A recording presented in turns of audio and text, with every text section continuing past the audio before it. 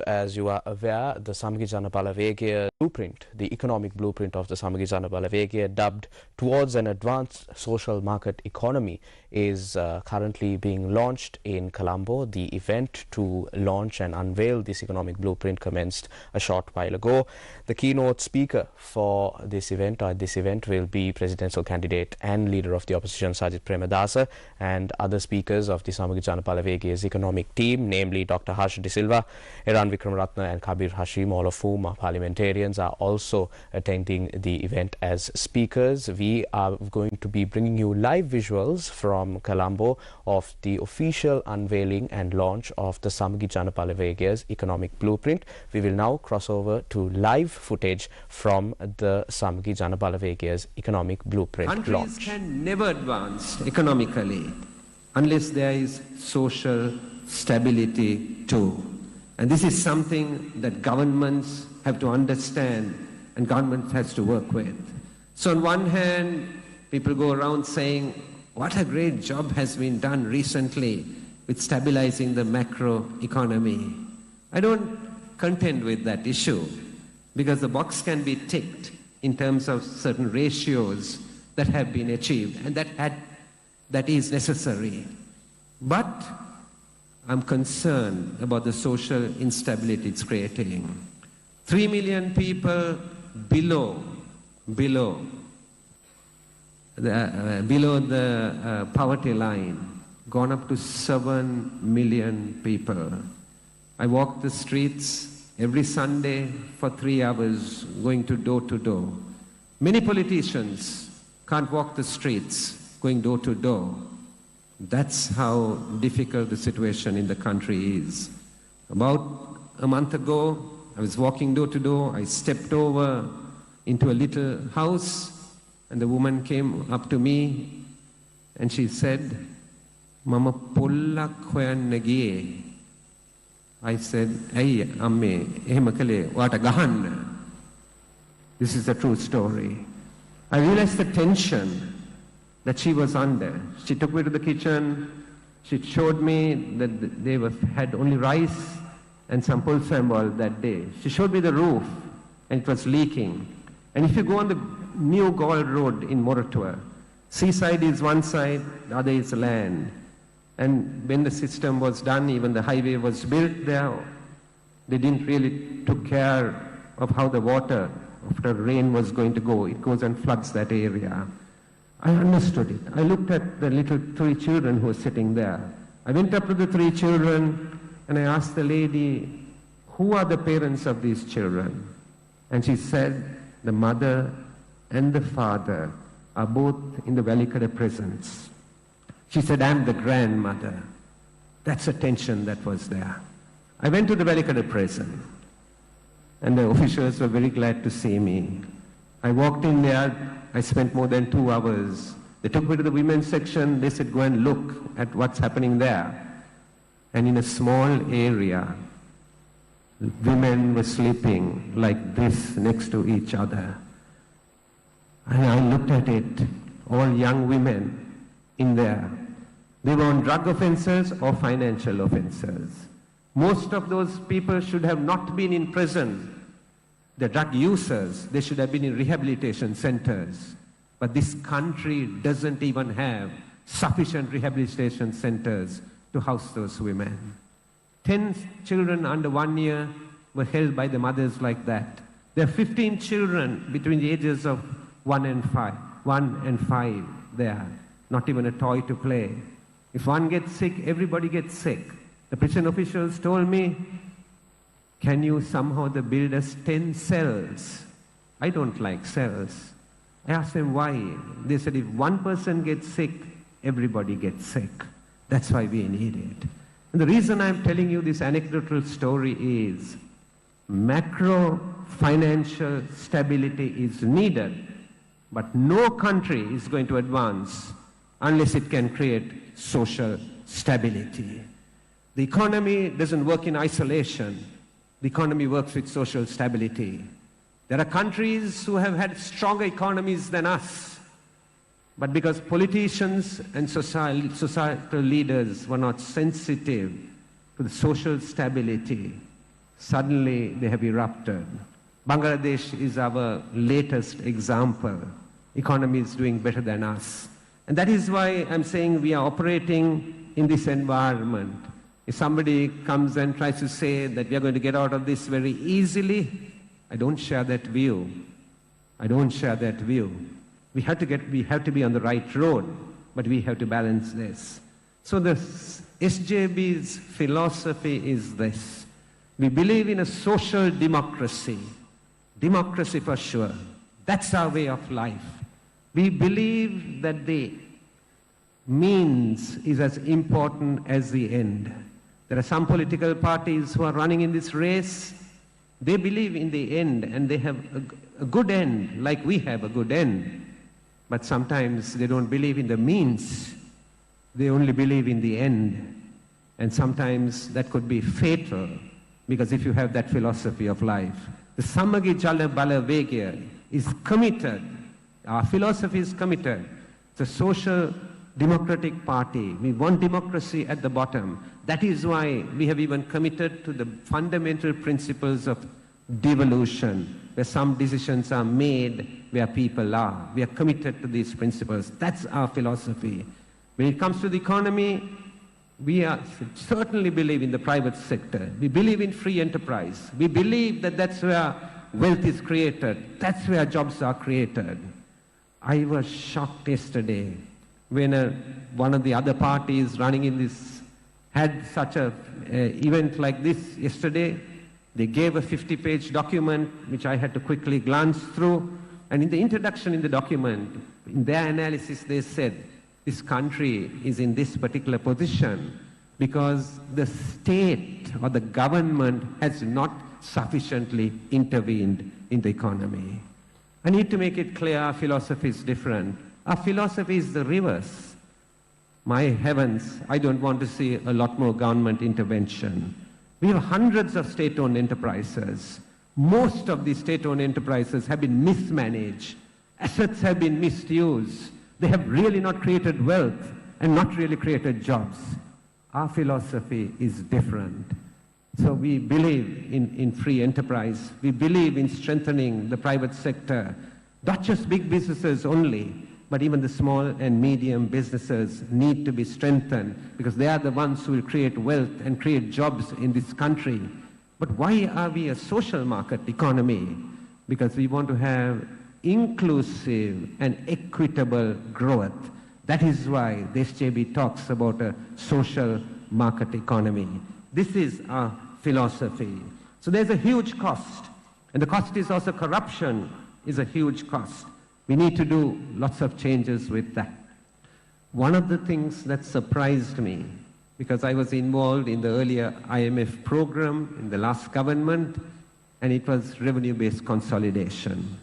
But then, when they went into the next program, I was surprised that the program was negotiated on the basis, again, of a revenue-based consolidation, and there was no reference to cost, wastage, corruption in the public services of the country. And I was really, really amazed at it. If you are trying to put a company right, you can't only look at the revenue side, you have to look at the cost side. Everybody seated here, you run a business or work in a business, you invest, you know what I'm talking about. It's no difference for the country. You can't ignore that. You have to actually. So the program should have actually had that component, but this program doesn't have that component. We need to be integrated with the world.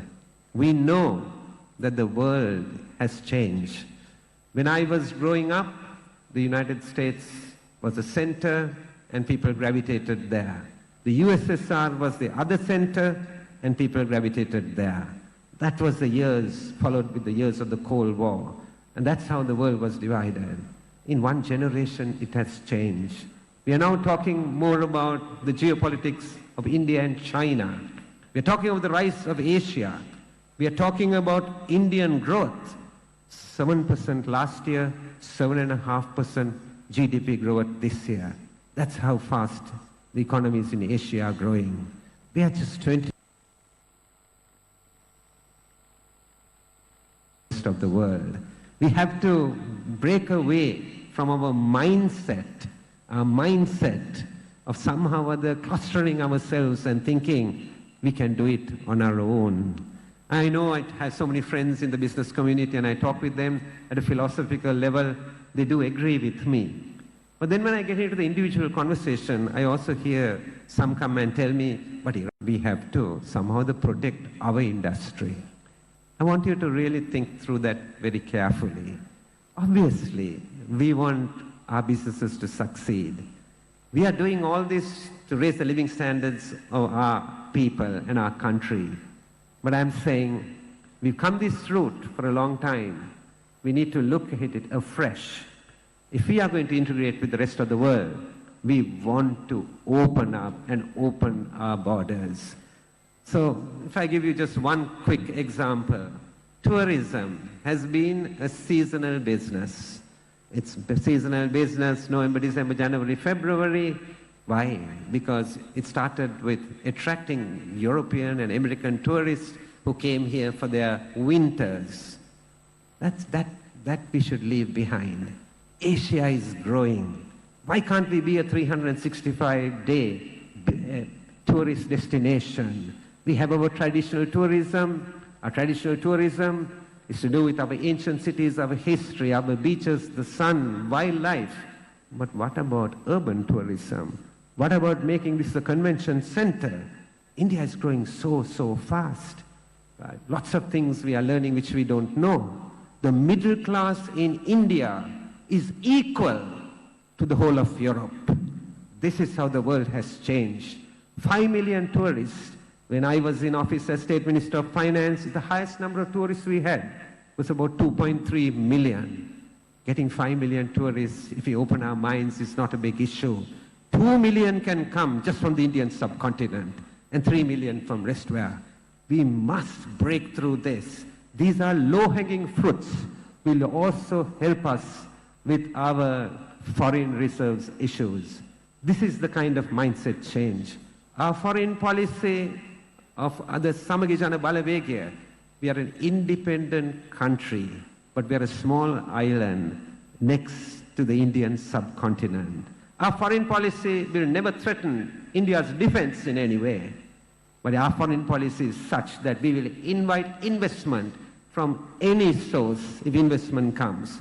We want to make sure that we have an open platform, a transparent platform, so that investors could come from anywhere and work with our businesses. That is our foreign policy. Economic diplomacy will take center stage in our foreign policy. That's what our diplomats should be doing. The Lakshman Kadaragama principle, 75% of diplomats will be professionals in the foreign service. Others who are going to be appointed have to also be professionals. No family member of any politician will be appointed into those foreign policy positions. No way. That's the change that's the change that we want to see happen in Sri Lanka. We need to change this. We need to change this. I know my introduction is a little long, but I want to say this. Because when people come and ask me, Iran, what's the biggest problem in this country? I never say it's the economy. This is so small, it can be put right. The biggest problem I say in this country is the rule of law. That is the biggest issue. If the rule of law is working and every citizen feels that they are equal, the law applies equally, that they have dignity, we can fix the economy. Even foreign investors, direct foreign investors in particular, will have confidence because they know that the law actually works. And this is something that we have to deeply think about. We have to establish the rule of law. We can't take it lightly at all. We have a situation in which, right, the president of the country has been accused by the Supreme Court of the country. I'm not making a political statement here. I'm just making a statement is that because I believe strongly in the rule of law and a just society, right? The Supreme Court of the country The judicial system must be independent from the legislature. The legislature must be independent from the executive. All three arms of government must be independent of each other, check and balance on each other, and work perfectly. But the Supreme Court says that the President has violated the Constitution of the country recently in two separate judgments. Sri Lankans' rule of law is the critical thing. Everybody, from the President to the man on the street, the rule of law must apply equally. Samagi jana bala vegaya. We don't want to go the old route. We are going a new route. Some people look at us, and the other day Harsha and I were laughing at each other, and they feel like, you all have all been in power, and how can you say you're a new party and you're going on a new journey? And we were telling ourselves, Harsha and I have never served in a cabinet of this country. But people look at us and think that we have, and that we are senior politicians. And the reason I said that example is, it's a new road, it's a new journey. Samagi Janabali is new. We may have come from different political backgrounds and political parties, and from different experiences, but we are going on a new road and a new way. We have been working on this over a period of time, right? We have 27 groups over a 2-year period. We worked on policy for all these 27 areas. It's not this. Go back to see. Okay, these are the 27 areas. Just to give you a very quick run. It's more than 600 pages. The policy document is more than 600 pages. We had professionals. Rajiv is sitting here, he coordinated this. We had professionals, we had academics, all working together over more than a 2-year period. It's they who basically came up with all these policy areas. That's why I said it's a long policy document. But a lot of work has been done. The manifesto is only a small reflection of the work that has been done. And then in terms of transparency, these are the things that we are intending to do. We have a law called the Seabok law, but we are going to strengthen it further because we want to see changes. I was glad that I was able to, a year ago, bring a private member's motion bill to Parliament saying all politicians and high officials should make public their asset declarations. In this election, there's a lot of talk about asset declarations that have started, and I was glad that the government accepted it, and that's working. We're going to create an independent public prosecutor's office. Presently, the government's lawyer is the Attorney General's department. There's clearly a conflict of interest because he's my lawyer one day, I rob and steal the next day, and he's supposed to put a case against me. It just does not happen. We've studied the model in Hong Kong. We've been there. I've been there a couple of times, looked at it very closely, and we want to create that. Once cases are put, presently the law is the sole discretion, even to withdraw a case, is with the Attorney General. That's a conflict of interest. We want to do away with it. We want to make sure that it's independent and people will be prosecuted and held responsible. Public procurement is another huge area in transparency. You know that you may have been a victim of that.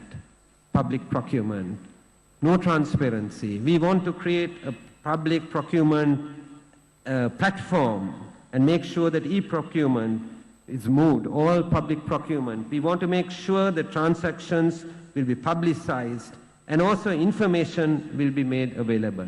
A public procurement law will be passed with global best practices to ensure that all public procurement will be covered by the new law. Then the other thing we will do in tackling corruption is bringing a law for stolen assets recovery. This law is already drafted. Like I said about the assets and liabilities, making it public that there was a private member's law.